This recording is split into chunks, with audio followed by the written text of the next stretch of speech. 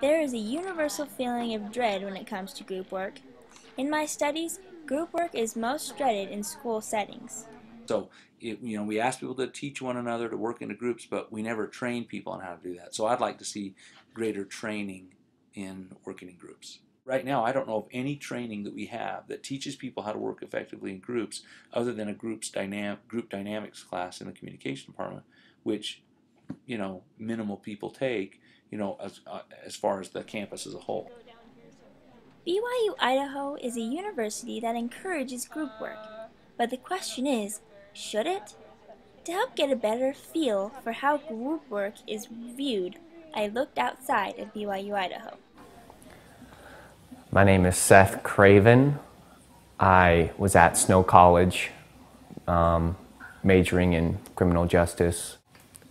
I hate group work. I only had like 3 classes that I ever had to do group work in.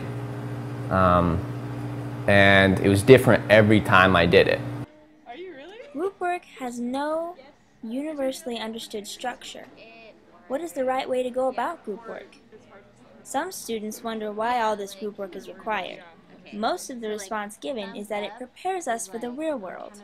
Groups, that is the reality of it. When you go out into the world, you have to work with groups. And I work in a dental office, and so obviously there's the small group of the dentist and the assistants, and a financial coordinator maybe, is your small team that you work with every day, and you have to work well together, and everybody has to do their part. So we're in families, we're in communities, we're in neighborhoods, we're in school, we're in work organizations, we're in clubs, we're in civic organizations, we're in governments. So groups are everywhere, and so it's not something that we can just get away from. I think primarily I'd like to see people appreciate group work more than they do right now. Can students be taught to think positively when it comes to group work?